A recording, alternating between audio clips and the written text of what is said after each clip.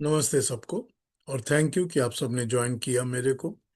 दिसंबर का महीना शुरू हो चुका है और साल खत्म होने वाला है। तो चलिए, हम शायद नए साल में नई चीजें शुरू कर लेंगे। उम्मीद है। देखते हैं, चलिए।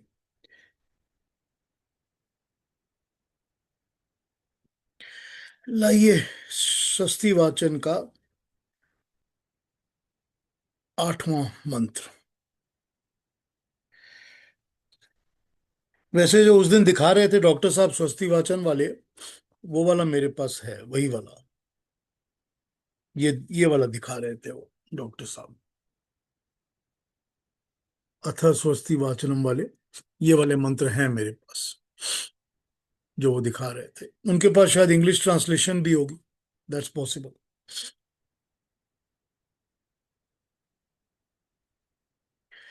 आइए, ये जो मंत्र है आज, ये ऋग्वेद का 7:35:15, 7वें मंडल का 35वें सूक्त का 15वां मंत्र, ऋग्वेद का।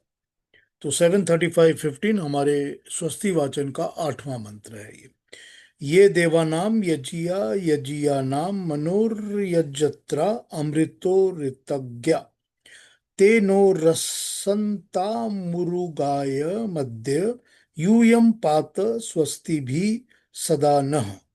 ये है मंत्र। ये कहता है कि देवानाम, जो विद्वान,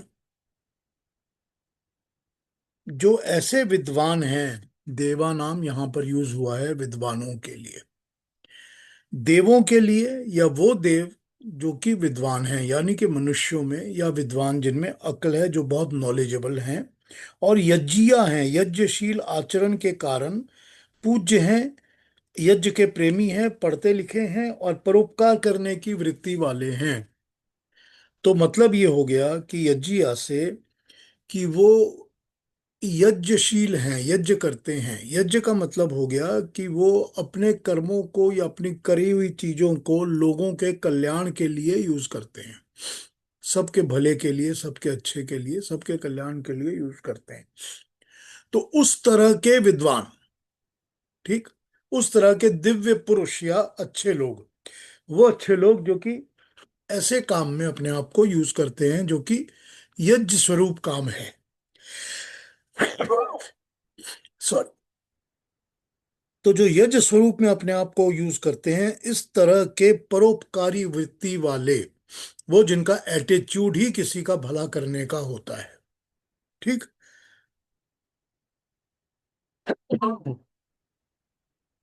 सॉरी।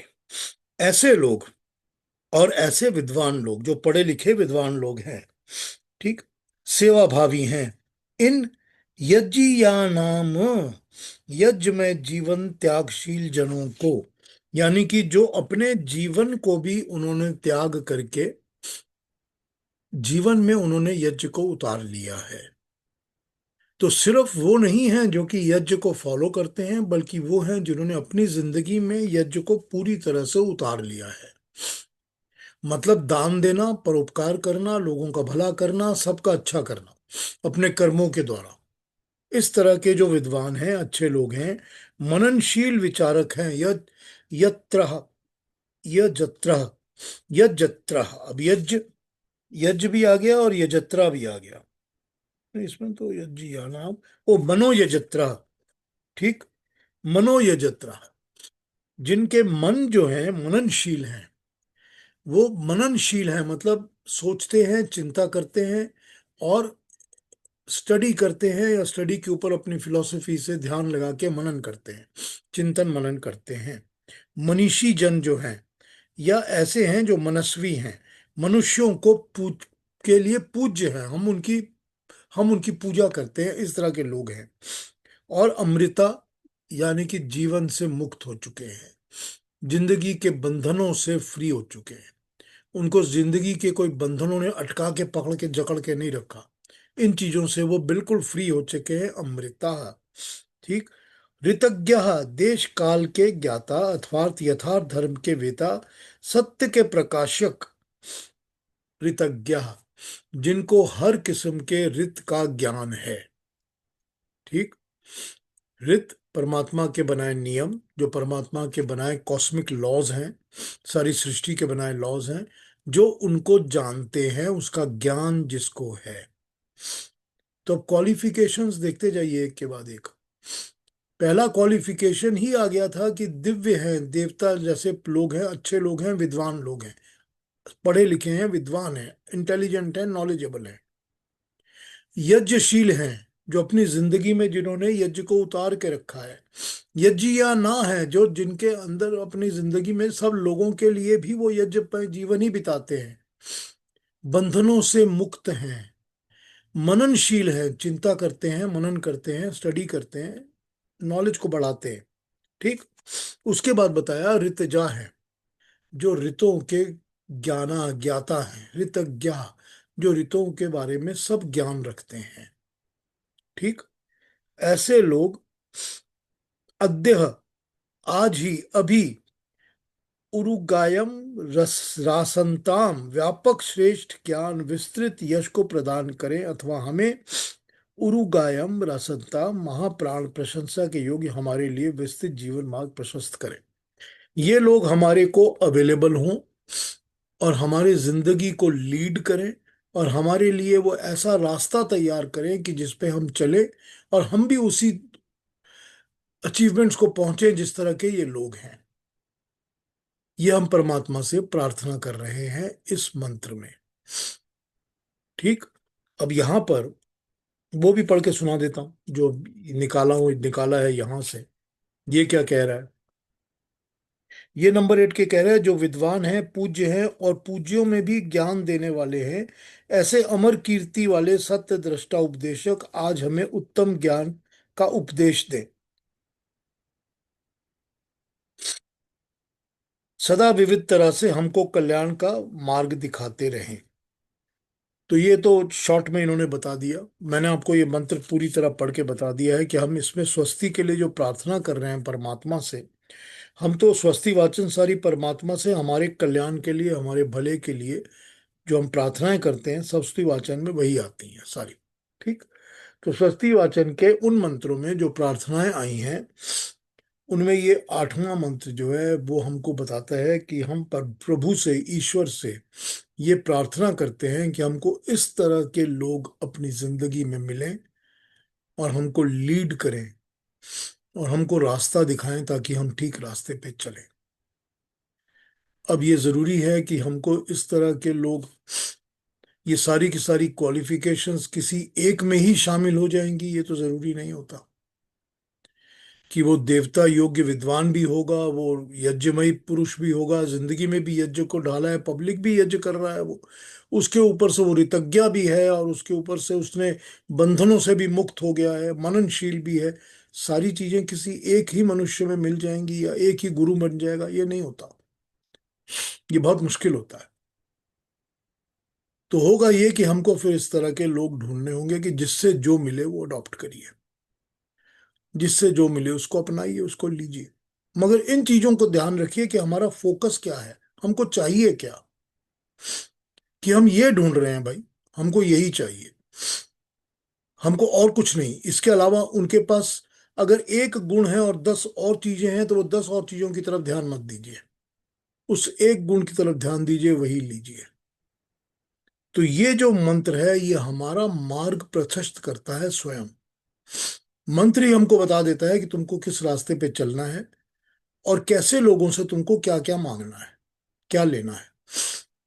तो ऑब्वियस है कि परमात्मा ने, ईश्वर ने इस तरह के लोग, इस तरह के ज्ञानी लोग तो दुनिया में बनाए हैं, जो हैं, जिनको ज्ञान मिला हुआ है।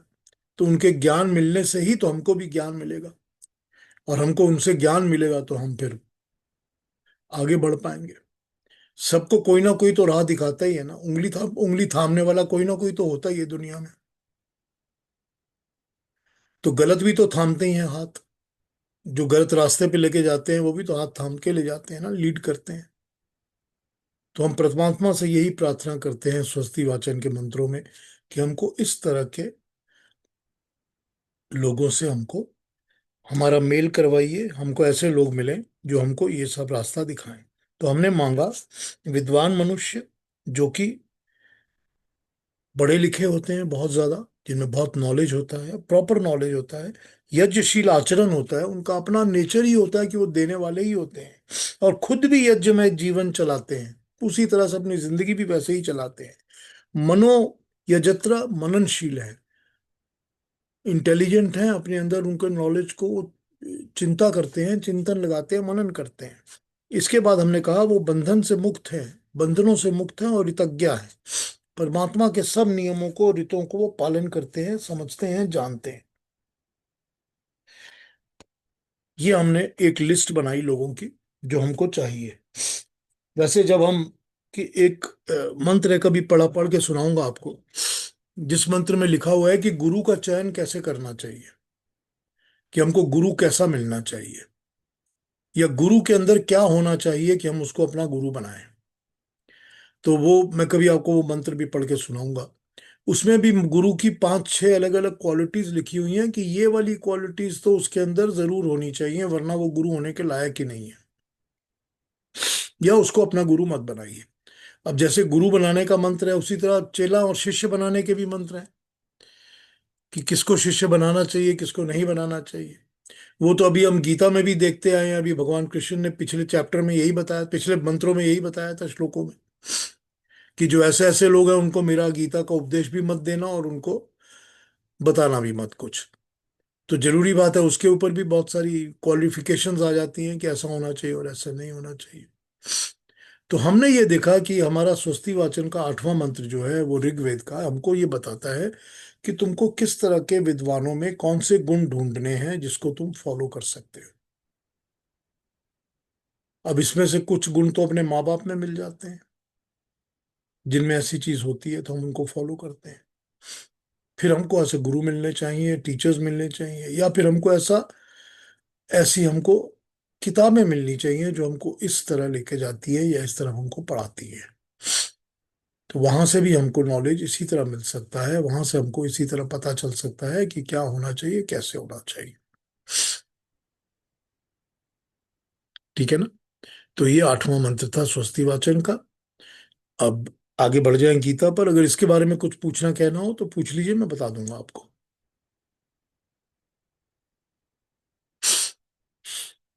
नहीं तो आगे बढ़ जाएंगे।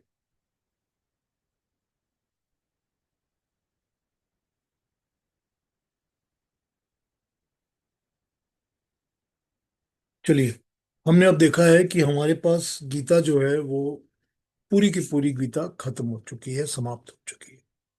हमने 73 तक कर लिया था पिछली बार, और 73 ही उसका लास्ट श्लोक है, जिसमें अर्जुन कहता है कि हाँ मेरा, मुझे समझ में आ गई है, मेरा मोह मुक्त हो गया है। वो 73 वाला ही है। तो यहाँ पर आते आते हमने देख लिया कि हमारे पास जो गीता को बताने वाला जितना भी नॉलेज था, भगवान ने जो बताना था हमको कंप्लीटली, उन्होंने 18 चैप्टर तक आते आते पूरा नॉलेज उन्होंने अपना बांट दिया है। तो अब गीता की जो समरी है वो यही है। बाकी के श्लोक जो है, 5 श्लोक बचे हैं, वो 5 श्लोक यही बताते हैं कि अब संजय वापस धृतराष्ट्र से बात कर रहा है, क्योंकि जो गीता है वो शुरू भी संजय के डायलॉग से ही होती है, और संजय के डायलॉग पर ही खत्म होने वाली है। अब संजय जो है वो राजा धृतराष्ट्र का चैरिटियर है, मतलब जो उनके रथ को चलाता है, जो उनको रथ को चलाने वाला ड्राइवर है उनका, वो संजय है। क्योंकि धृतराष्ट्र स्वयं अंधे थे, उनको दिखता नहीं था, मगर वो थे राजा, और संजय उनको सब जगह लेके जाता था। तो धृतराष्ट्र ने कहा कि मैं जानना चाहता हूं कि जो मेरे बेटे हैं वो लड़ाई में, युद्ध में लगे हुए हैं, वॉर में, तो मुझे कैसे पता चलेगा कि वहां क्या हो रहा है। तो वेद व्यास ने, ऋषि वेद व्यास ने संजय को दिव्य चक्षु दिए थे कि तुम यहाँ महल में बैठे बैठे वहां क्या हो रहा है तुमको दिख जाएगा। तो एक तरह से उनको टेलीविजन दिया था आंखों में, कि दूर का विजन तुमको दिखेगा। तो वो दूर का विजन देखकर ही संजय सारी की सारी बात धृतराष्ट्र को समझा रहा है, बता रहा है।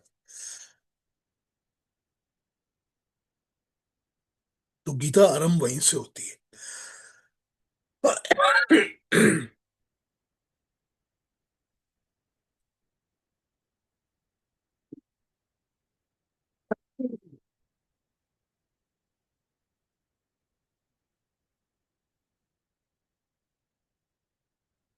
सॉरी।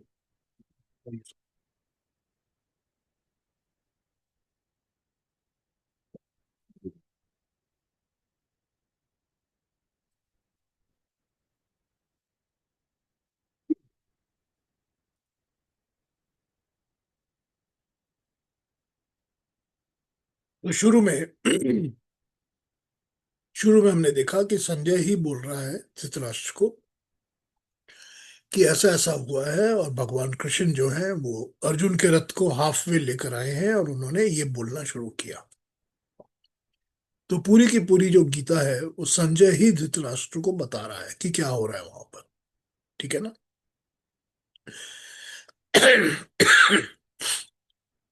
इस तरह से गीता लिखी गई है। अब ये ऑब्वियस है कि जो टेली दृष्टि, जो उनको आंख दी हुई थी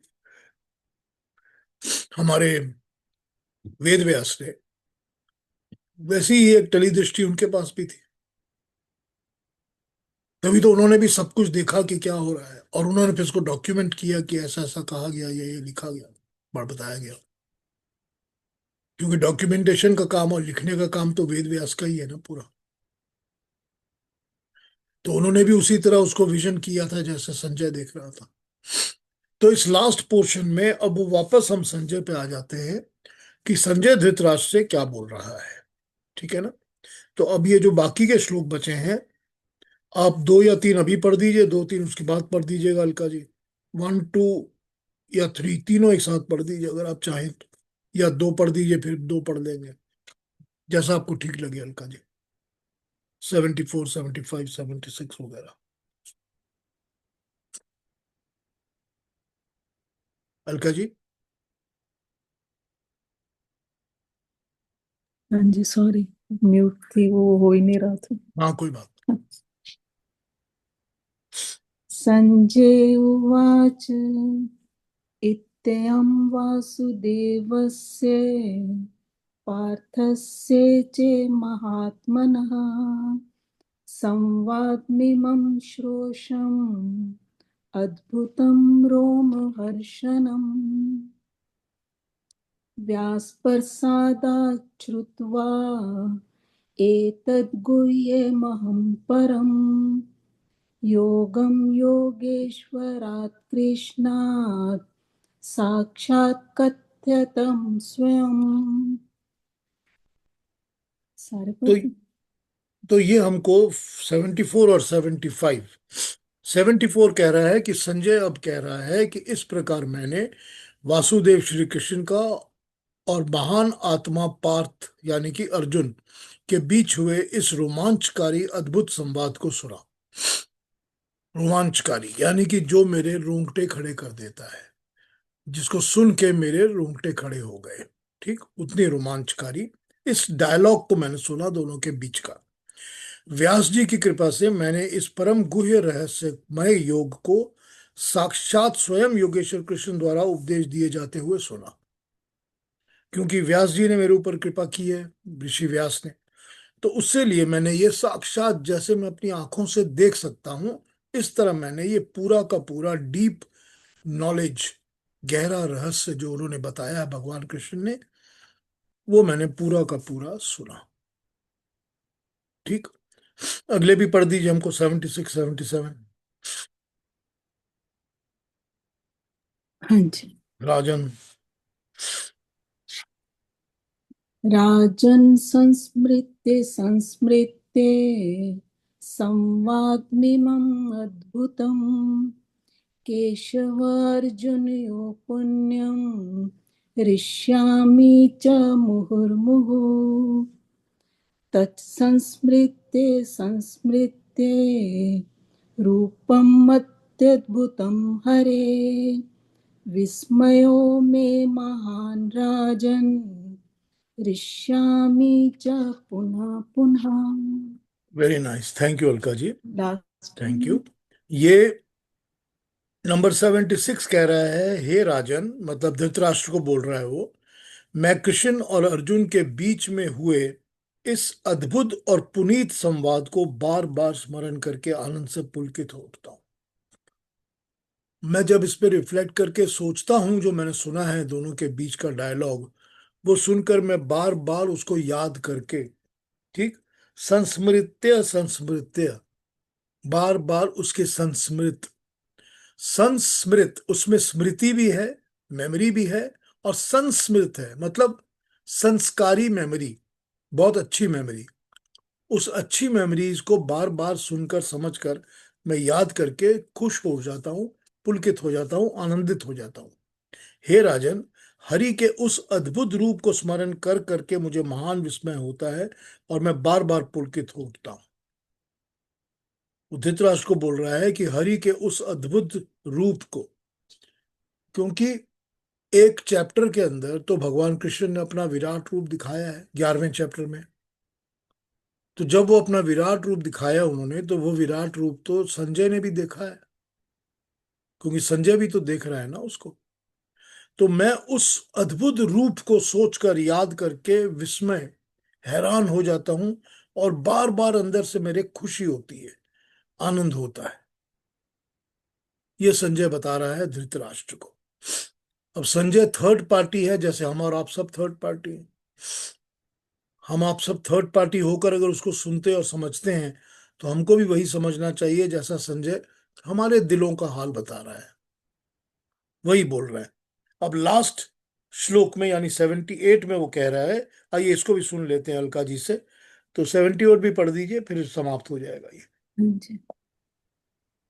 यत्र योगेश्वरा कृष्णा, यत्र पार्थो धनुर्धरा, तत्र श्रीविजयो भूति, ध्रुवा नीतिं तिर्मम। ॐ तत्सदिति श्रीमद्भगवद्गीतासु उपनिषत्सु ब्रह्मविद्यायां योगशास्त्रे श्रीकृष्ण अर्जुन संवादे मोक्षसंन्यासयोगो नाम अष्टादशोऽध्यायः। जी, thank you Alka ji, thank you so much. ये कह रहा है कि जहां योगेश्वर कृष्ण है और जहां धनुर्धरी अर्जुन है, वहां श्री होगी, वहां विजय होगी, वहीं विभूति होगी, वहीं अचल नैतिकता होगी। ये मेरी निश्चित धारणा है। अब देखिए, इस मंत्र के अंदर, लास्ट मंत्र के अंदर, लास्ट श्लोक के अंदर, वो संजय कह रहा है धृतराष्ट्र को। और धृतराष्ट्र कौन है? धृतराष्ट्र है वो जो कि कौरवों का बाप है, यानी कि जो अर्जुन के अगेंस्ट में लड़ रहे हैं, या यूं कहा जाए कि अर्जुन और कृष्ण दोनों का एनिमी है धृतराष्ट्र। करेक्ट। अब वो एनिमी होता हुआ भी संजय से पूरा का पूरा सिचुएशन और सीन देख रहा है, समझ रहा है। उसको संजय कह रहा है कि जिस साइड पर, जहां पर योगेश्वर कृष्ण होंगे, वो कृष्ण जो योग के ईश्वर हैं, जो योग और योग विद्या के ईश्वर के बराबर हैं, वो कृष्ण। और जहां पर धनुर्धर, ऐसा वीर बहादुर अर्जुन होगा, वहीं पर श्री होगी, वहीं विजय होगी।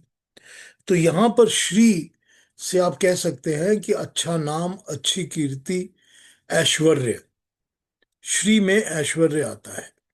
तो हर किस्म की अच्छाई भली, जो दुनिया के जितने भी धन हैं, जितनी भी अच्छी चीजें हैं दुनिया में जो कि किसी को मिल सकती हैं, वहीं पर होगी जहां कृष्ण और अर्जुन एक साथ होंगे। जहां पर उनकी विजय भी वहीं होगी, वहीं विभूति होगी, वहीं पर अचल नैतिकता होगी। विभूति होगी मतलब वहीं पर आपको सब कुछ मिलेगा जो मिलना चाहिए परमात्मा से, परमात्मा का आशीर्वाद। और अचल नैतिकता मतलब वो वाला ध्रुव कहते हैं, पक्का अटिक, जो हिलता नहीं, कभी कभी हिलता नहीं, उस तरह उस वर्ड को ध्रुव की तरह यूज किया है। और नैतिकता मतलब जो वर्ल्ड के बारे में बिहेवियर, जो भी दुनिया में होना चाहिए, what should be, all the principles and the morals, वो सब वही होंगे। अब यहां पर इस चीज को इस तरह समझ लीजिए कि जिस साइड पे कृष्ण होंगे और जिस साइड पर अर्जुन होंगे, तो जहां पर पहले तो परमात्मा और परमात्मा का ज्ञान होगा, और उस परमात्मा के ज्ञान को मानने और उस पर चलने मनन करने वाला पुरुष होगा, मनुष्य होगा। ठीक। सब कुछ, सब अच्छा वहीं पर होगा, भला वहीं पर होगा, विजय वहीं पर होगी, विक्ट्री वहीं होगी, ऐश्वर्य वहीं पर होगा। तो वो वाले करेजियस लोग, जिनके अंदर ये हिम्मत होती है, जिनके अंदर ये करेज होती है कि वो सच्चे रास्ते पर, परमात्मा के बताए हुए रास्ते पर चल सकें, चल पाए, चलें। और अगर उनके साथ उनको पता है कि हमारे परमात्मा की दी हुई विद्या, ज्ञान, मॉरल्स हमारे साथ हैं, तो मनुष्य को वहीं पर सब सफलता मिलेगी, अच्छाई मिलेगी, नैतिकता, मॉरल्स मिलेंगे, संसार में जीने की सब चीजें वहीं मिलेंगी। तो आपको जो जीने के लिए साधन चाहिए, ऐश्वर्य चाहिए, श्री चाहिए, धन पैसा चाहिए, वो सब वहीं मिलेगा। जो आपको मॉरल्स चाहिए कि कैसी जिंदगी बितानी चाहिए, वो भी वहीं मिलेगा। जो आपको जिंदगी में विक्ट्रीज चाहिए कि मुझे मुश्किलों से जीतना है, वो भी वहीं पर मिलेगा। तो वहीं मिलेगा जहां पर भगवान की बात सुनकर मनुष्य उसका आचरण करेगा। इस श्लोक के साथ वो खत्म करते हैं अपनी गीता को। और ये जो लास्ट श्लोक है, ये बहुत ज्यादा इंपॉर्टेंट है, बहुत इंपॉर्टेंट मैसेज देता है हमारे को। ये मैसेज देता है कि तुम वो मान के चलो, तुम मान के चलो कि तुमको सफलता, धन, दौलत, नैतिकता, मॉरल, जितनी भी चीजें हैं वो वहां से ही मिलेंगी, वो वहां से ही मिलेंगी जब तुम ईश्वर के, परमात्मा के बताए रास्ते पर चलोगे। कौन से रास्ते होने चाहिए, ये इन्होंने पहले इसमें एक दो बार पहले बता दिया। जैसे जैसे मैं आपको बता रहा था आज, वो ऋग्वेद का मंत्र जो हमने पढ़ा, स्वस्ति वाचन वाला, कि ये सारी चीजें होनी चाहिए। और वो सारी की सारी गीता में भगवान कृष्ण ने जो बातें बताई हैं, उन बातों को फॉलो करके जो मनुष्य अपने जीवन को चलाएगा, उसको ये सब कुछ प्राप्त होगा, सब मिलेगा। तो ये गीता हमने यहाँ पर आज समाप्त कर दी है।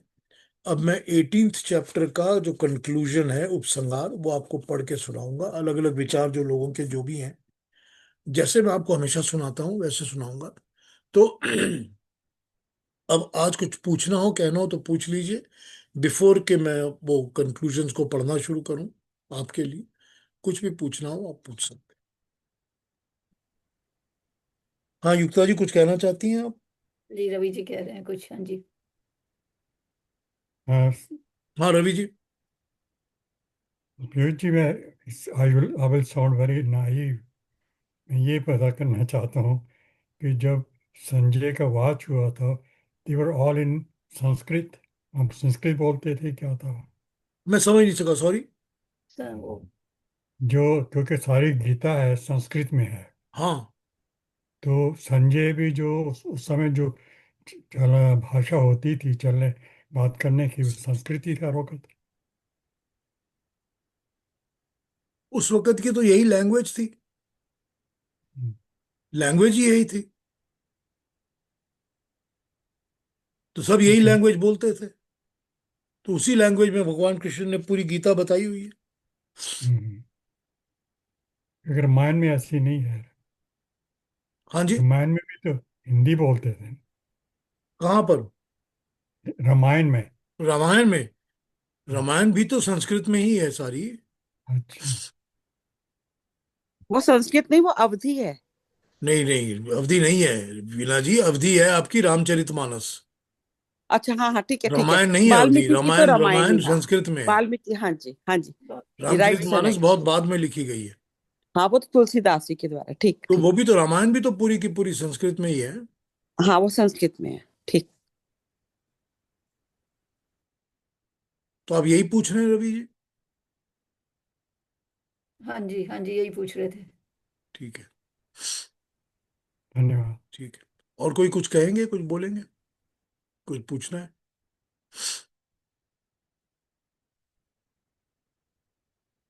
तो मैं आपको अलग अलग, अलग अलग, जिसकी जिसकी भी जो कंक्लूजन उपसंहार हैं वो पढ़ के सुनाता हूँ, समझा भी दूंगा, बता भी दूंगा, ठीक है।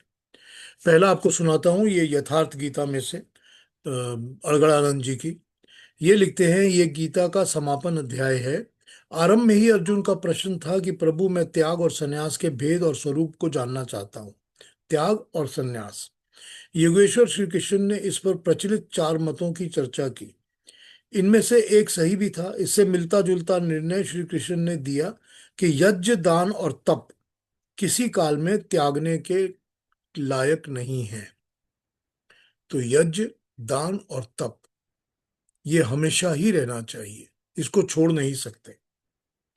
ये मनुष्यों को भी पवित्र करने वाले हैं। इन तीनों को रखते हुए इनके विरोधी विकारों का त्याग करना ही वास्तविक त्याग है। ये सात्विक त्याग है। फल की इच्छा के साथ त्याग राजस त्याग है, और मोहवश नियत कर्म का ही त्याग करना तामस त्याग है। ये संन्यास त्याग की ही सर्वोत्कृष्ट अवस्था है। नियत कर्म और ध्यान जनित सुख सात्विक है। इंद्रियों और विषय का भोग राजस है, और तृप्तिदायक अन्न की उत्पत्ति से रहित सुखद तामस है। मनुष्य मात्र के द्वारा शास्त्र के अनुकूल अथवा प्रतिकूल कार्य का होने से के 5 कारण हैं।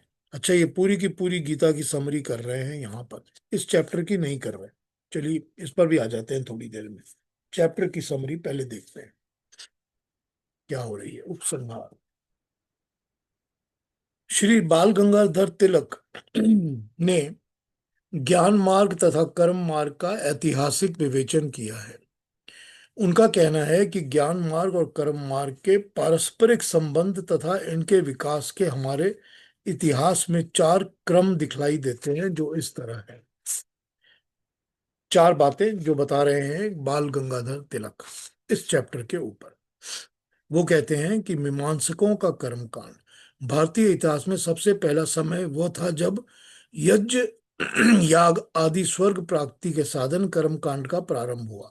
वैदिक काल तथा ब्राह्मण काल में कर्म कांड ही प्रधान था। उपनिषदों का ज्ञान काल। उसके बाद वो समय आया कि जब कर्म को संदोह संदोह संदोष कहा जाने लगा। इस युग के प्रतीक उपनिषद हैं, जिसमें कर्म कांड को प्लावह येत अदृढ़ यज्ञ रूपा कहा गया। यज्ञ क्या है? संसार रूपी समुद्र को पार करने के लिए वो भरोसा के बेड़े हैं। इस काल को कर्म की जगह संन्यास का महत्व बढ़ाया गया। स्मृतियों का अथवा आश्रम व्यवस्था का काल। स्मृतियों का एक नवीन विचार को जन्म दिया। इनका कहना था कि ब्रह्मचर्य और गृहस्थ में तो कर्म प्रधान जीवन बिताना चाहिए, परंतु जब ज्ञान की आंख खुल जाए तब वानप्रस्थ और संन्यास में प्रवेश कर जाना चाहिए। त्याग का जीवन बिताना चाहिए। स्मृतियों ने आश्रम व्यवस्था में कर्म तथा ज्ञान को मिला दिया। अब ये थोड़ा थोड़ा सा ये बाल गंगाधर तिलक का कंफ्यूजिंग कॉन्सेप्ट है। इस कॉन्सेप्ट को समझने के लिए मतलब इतना समझ लेना बहुत है कि ये सिर्फ यही बात कर रहे हैं कि एक कर्म कांड एक चीज है, फिर उसके बाद ज्ञान कांड एक चीज है, और फिर आश्रम व्यवस्था एक चीज है। बस इसमें से इतना निचोड़ ही निकाल लो तो बहुत है। तो ये कहते हैं कि पहला तो ये है कि इंसान जब कोई भी चीज को, ज्ञान को प्राप्त करता है, तो उस ज्ञान को यूज करके वो रिचुअल्स को बनाता है अपने। ये कि हमने सुबह उठ के ये करना चाहिए, पूजा इस तरह होनी चाहिए, उसमें मंदिर होना चाहिए कि नहीं होना चाहिए, फिर एक प्रतिमा होनी चाहिए, फिर फूल होने चाहिए, फिर प्रसाद। ये सब चीजें कर्मकांड में आती हैं, सब चीजें। तो हमने पहले तो जो भी नॉलेज हमको मिला, हमने नॉलेज से अपने रिचुअल्स बनाने शुरू किए। ठीक, ये नंबर 1 आ गया इसके अंदर कॉन्सेप्ट। सेकंड कॉन्सेप्ट आया कि रिचुअल्स बनाने के बाद हमको उस नॉलेज को हमने ज्ञान के लिए यूज किया, कि अब हमको नॉलेज आया, रिचुअल्स भी आ गए, अब हमको उसमें से ज्ञान का निचोड़ निकालना चाहिए। और तीसरी चीज ये बता रहे हैं कि उस ज्ञान का निचोड़ निकालने के बाद हमने उसको अपने जीवन में कैसे ढालना है। कि जो पहली 2 जिंदगी की अवस्थाएं हैं, यानी ब्रह्मचर्य और गृहस्थ, जब हम एजुकेशन में लगे हैं, पढ़ाई लिखाई में कर रहे हैं, या फिर हम फैमिली बना रहे हैं, परिवार चला रहे हैं, बाल बच्चे हमारे हैं, बीवी है हमारी, पति है हमारा, तो हमको कर्म के ऊपर ज्यादा ध्यान देना पड़ता है।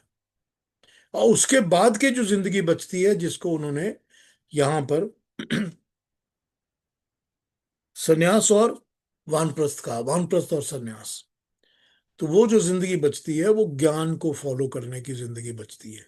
तो पहली लाइफ, हाफ लाइफ इन्होंने कर्म कांड की और हाफ लाइफ ज्ञान की बता दी इन्होंने। That is how he has explained it. फिर ये लिखते हैं कि गीता का पंथ इन तीनों पंथों से अलग है। गीता का कहना है कि कर्म और ज्ञान में विरोध दिखता है। मीमांसक कहते हैं कि कर्म करना चाहिए, गृहस्थ सबसे ऊंचा है। उपनिषदकार कहते हैं कि कर्म नहीं मगर संन्यास ही सबसे ऊंचा है। और स्मृतियां करती हैं कि पहले कर्म करो फिर ज्ञान भी प्राप्त करो। ये तीनों कर्म तथा ज्ञान को परस्पर अलग अलग मानते हैं, किंतु गीता ने कर्म और ज्ञान का कोई विरोध नहीं माना। उसने माना है कि ये एक ही है। कर्म इसीलिए तो ज्ञान से हीन है क्योंकि कर्म बंधन का कारण है, ज्ञान बंधन का कारण नहीं है। कर्म बंधन का कारण क्यों है? इसीलिए है कि बंधन का कारण है क्योंकि हमें कर्म के फल की आशा रहती है। कर्म के साथ हमारा जुड़ाव होता है, हमारी आसक्ति रहती है। अगर कर्म में से फल की आशा को छोड़ दिया जाए और आसक्ति को निकाल दिया जाए तो कर्म निष्काम हो जाता है और इसका ज्ञान के साथ कोई भेद या कोई डिफरेंस नहीं रहता। सन्यासी का कर्म और निष्काम काम करने वाले योगी का कर्म एक ही है। इसीलिए श्री तिलक के अनुसार गीता गृहस्थ में रहते हुए सब प्रकार के कर्मों को करते हुए निष्कामता का उपदेश देती है। ऐसा गृहस्थ संन्यास ही है। कर्म करें और फल की आशा ना करें। ये कुछ मुश्किल तो लगता है लेकिन गीता का यही विवेचन है, यही ख्याल है। गीता का यह अभिप्राय नहीं है कि फल होगा ही नहीं, क्योंकि फल तो होगा। फल क्यों नहीं होगा? कर्म किया है तो फल जरूर होगा। गीता का कहना है कि कर्म के फल होने के एक कारण नहीं होते, बहुत सारे कारण होते हैं। जैसा इन्होंने पहले हमको चैप्टर में समझाया था कि अगर बीज बोया है तो पानी नहीं मिलेगा, खाद नहीं मिलेगी, कंकड़ पत्थर आ जाएंगे तो बीज फलेगा ही नहीं, कोई फायदा नहीं होगा। तो फूटता है अनेक कारणों और एक संयोग से होता है। इन्हीं को गीता ने अधिष्ठान कर्ता करण क्रियाएं इस तरह देवी इस तरह कह के बताया है। जब किसी काम के अनेक कारण होते हैं तब मैं अपने को ही कारण क्यों समझूं? फल न मिले तो दुखी क्यों हूं? श्री तिलक का कहना है कि गीता ने फल आशा का त्याग और अनासक्ति का त्याग, इन दोनों का यही अर्थ किया है। आसक्ति मतलब व्यर्थ का अपनी इच्छा अनुसार फल का आग्रह करना। अपनी इच्छा के अनुसार ही हमको फल मिलना चाहिए। ये है सबसे बड़ी आसक्ति, जुड़ना। यही चिपकना है कि हम कर्म के साथ तभी जुड़ते हैं कि हम कर्म कर रहे हैं तो हमको यही एक ही है जो हमको फल मिलना चाहिए। तो इस एक फल की आशा में ही हम कर्म करते रहते हैं। तो श्री गंगाधर का तिलक का कहना है कि गीता ने ये कहा है कि ना कर्म कांडी और ना ज्ञान कांडी और ना आश्रम श्रित कांडी, इन सब को हटाकर इन सब में से एक निचोड़ निकाल लो। वो निचोड़ ये निकालो कि कर्म तो करना ही है। चाहे तुम स्टूडेंट हो, चाहे तुम मैरिड लाइफ में हो, चाहे तुम वानप्रस्थी हो, चाहे तुम सन्यासी हो, हर लेवल पे तुमको कर्म तो करना ही है। तो कर्म तो तुम जरूर करो, लेकिन उस कर्म को निष्काम करो, यानी कि उसमें से कामनाओं को, इच्छाओं को, अपने सेल्फ स्वार्थ को, पर्सनल इंटरेस्ट को बाहर निकाल दो और फिर उसके फल के साथ अपनी आसक्ति को छोड़ दो, क्योंकि कर्म फल तुम्हारे हाथ में है ही नहीं। तो उन्होंने यहां पर कर्म को एक बीज की तरह बताया कि जैसे एक बीज होता है, कर्म भी एक बीज होता है। हर एक कर्म एक बीज होता है, क्योंकि हम इस बीज को क्रिएट करके बो रहे हैं तो उसका हमको कर्म फल मिलेगा। लेकिन जिस तरह एक बीज होता है, जब तक उसमें प्रॉपर खाद नहीं मिलती, प्रॉपर जमीन नहीं मिलती या उसमें प्रॉपर पानी नहीं पड़ता तो उस बीज का फल नहीं होता, या फिर उल्टा सीधा होता है, या कुछ निकलता है, पनपता है, फूटता है, मर जाता है। ये सब कुछ तो तुम्हारे हाथ में नहीं है ना। तो जब तुम्हारे हाथ में नहीं है तो अपने को ही कर्म का कर्ता क्यों माने हुए बैठे हो? क्यों मान के बैठे हो कि मैं ही सब कुछ कर रहा हूं, मैं ही कंट्रोल कर रहा हूं और मेरी जैसी इच्छा है वैसा ही कर्म फल मिलेगा?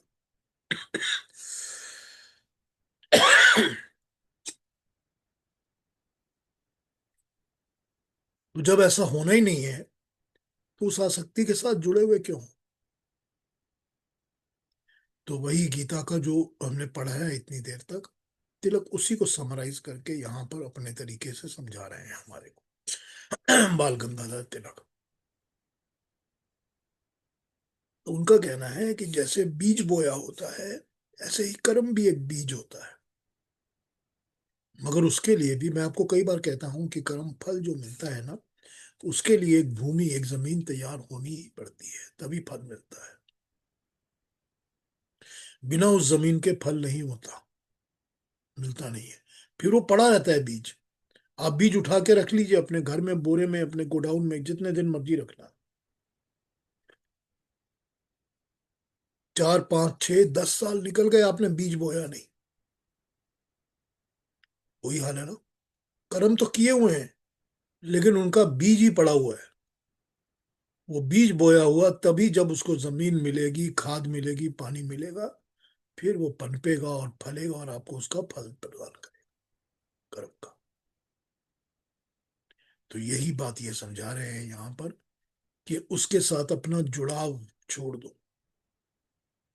तुमने जो कर्म किया वो तुमने कर्म कर लिया, बस उसको करते समय सोचो कि मैंने क्या किया, क्या नहीं किया, कैसा किया। जिस तरह से तुमने उसके रूप और अनुरूप को समझा या देखा या बताया, उसी तरह का तुमको कर्म फल मिलेगा। अगर सारे के सारे बीज जो हैं, वो बीज सारे के सारे एप्पल के हैं, तो ऑरेंजेस तो नहीं होंगे ना, आम तो नहीं निकलेगा ना, क्योंकि बीज तो ऑरेंज एप्पल का ही है। तो जैसे कर्म होंगे वही तो कर्म फल देगा आपको। फिर वो मिलेगा भी तब, अब उसके साथ जुड़े रहोगे कि मुझे ये आशा थी, ये ऐसा उम्मीद थी, ये उम्मीद नहीं थी, वो तो होने वाला नहीं है। फल देने वाला, फल की भूमि तैयार करने वाला, उसमें खाद पान सब देने वाला, पानी सब कुछ देने वाला परमात्मा है। और तुम जुड़ के बैठे हुए हो कि मुझे जैसा चाहिए वही मिलना चाहिए।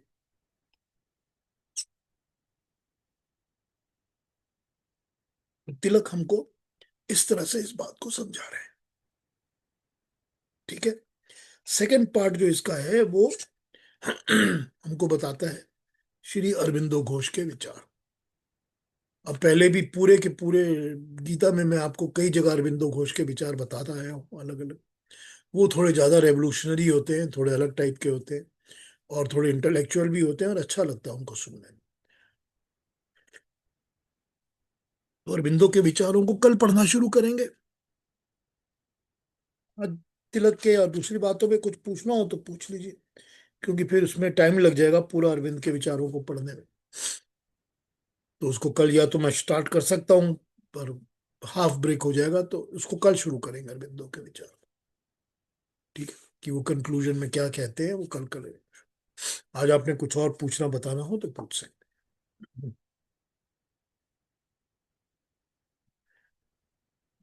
जी, और भी देखता हूँ क्या कहा है किसी ने।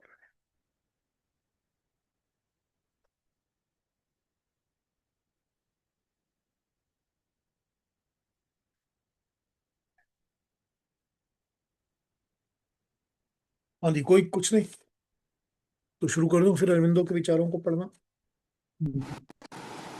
हेलो। हाँ बताइए। हेलो पीयूष जी, नमस्ते ऑल। नमस्ते नमस्ते। हाँ, ये जो तिलक बता रहे हैं मीन्स लाइक जो हम लोग इंग्लिश में बोलते हैं reap what you sow is what he is trying to say, right? That's correct. Reap what you sow. तो आई मीन जैसे आपने बताया एप्पल के बीज लगाएंगे, आपने अच्छा बताया एप्पल के बीज लगाए, तो हम लोग धतूरे के बीज लगाएंगे और आम की आशा करेंगे तो वो मिलेगा नहीं ना। तो कर्म अच्छा होगा तो ही आपको अच्छी फल मिल सकते हैं।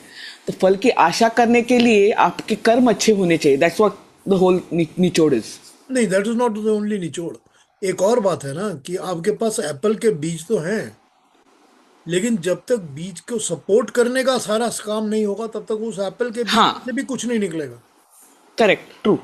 ठीक है ना, मतलब आपको बीज के लिए जमीन चाहिए, पानी चाहिए, खाद चाहिए, प्रॉपर चीजें चाहिए, मौसम चाहिए, हाँ, सब मीन्स कुछ चाहिए। Yes yes, the path of Karma.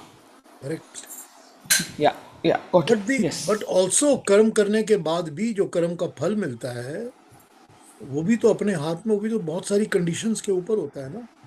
Yes, correct. How much, it's like exactly what, like reap what you sow. हमने खाद कितना डाला उसमें, अपने पानी कितना दिया उसको, कि बीज को अच्छी जमीन पे लगाया है कि नहीं। So all are these conditions that has to come into it, like अपने कर्म में भी वही होने चाहिए। नहीं ज्योति जी, आपने जो दिया दे दिया, परमात्मा ने पानी दिया या परमात्मा ने सूखा दे दिया? आपने तो जो करना था कर लिया, बाकी अच्छा परमात्मा जो कर रहा है उसके बारे में क्या है कि उसने वहां अच्छा पर सूखा डाल दिया, पानी आपने दिया होगा मगर वो पानी काम ही नहीं आया क्योंकि सारा मौसम ही सूखे का हो गया। वो जमीन जिसमें आपने डाला, जमीन ही जर्जर हो गई, वो सैंड हो गई, सारी की सारी मट्टी। तो आप क्या करोगे?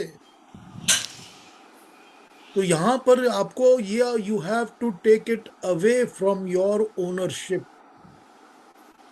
जब आप कर्म कर रहे हैं, when you are doing enacting a karma, आप इस वक्त कर्म कर रहे हैं, वो आपकी ओनरशिप है। आप उसको उस तरह करिए जैसे करना चाहिए, वो भी आपको बता दिया गया है।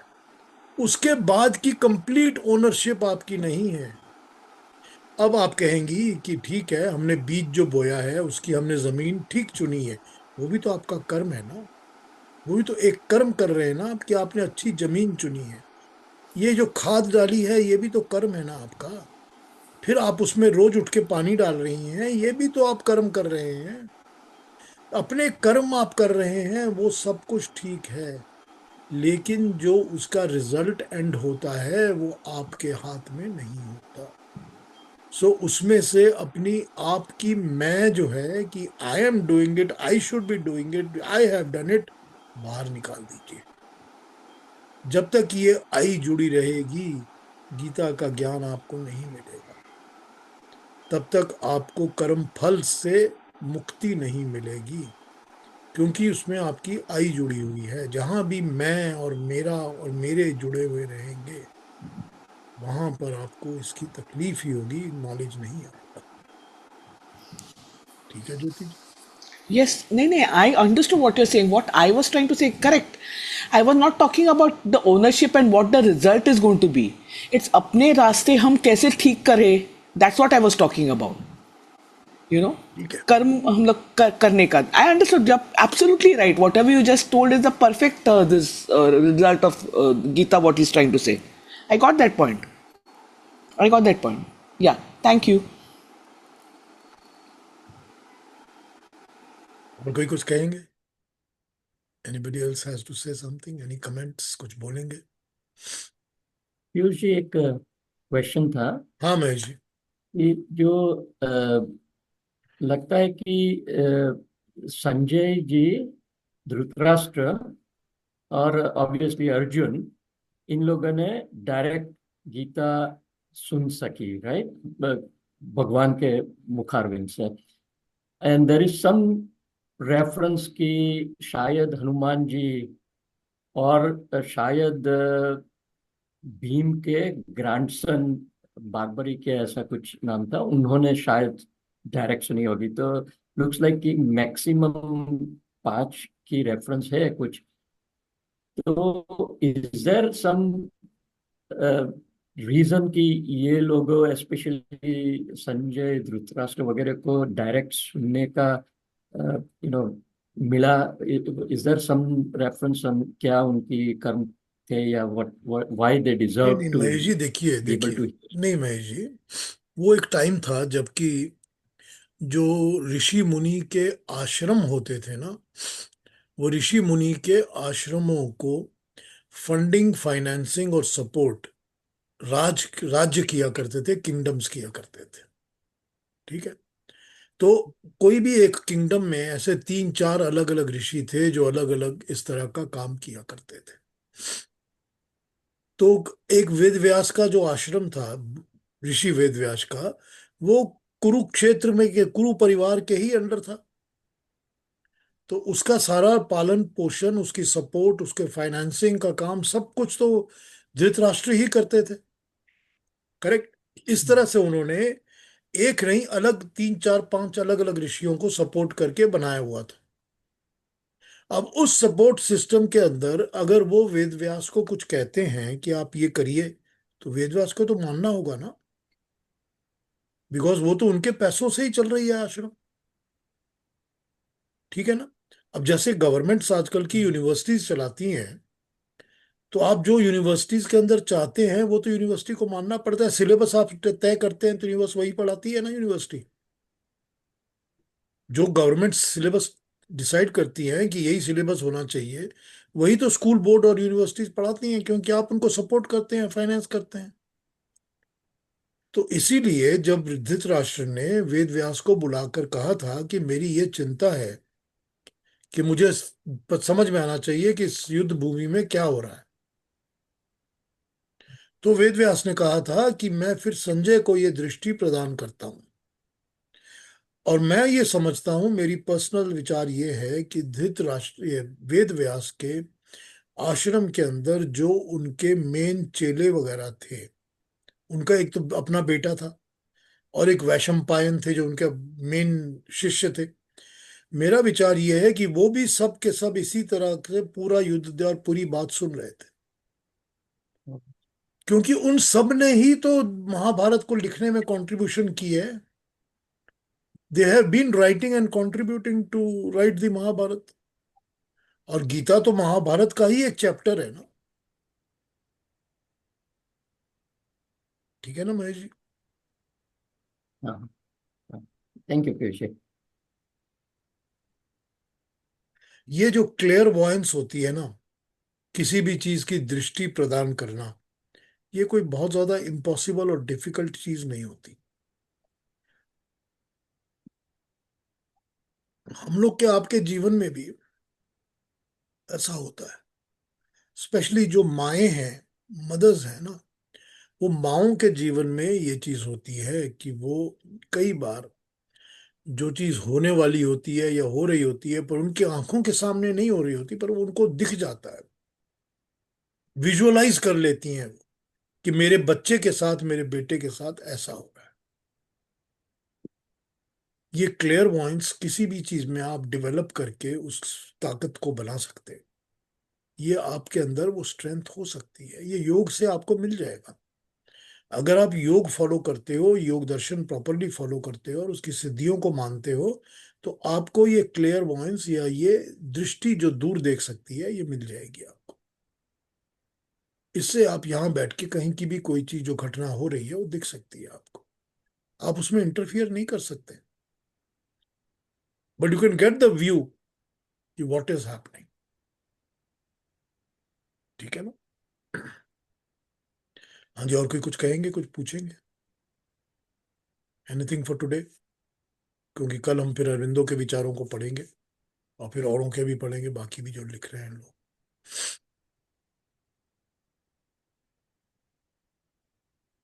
Sita ji, you have been quite for a very long time.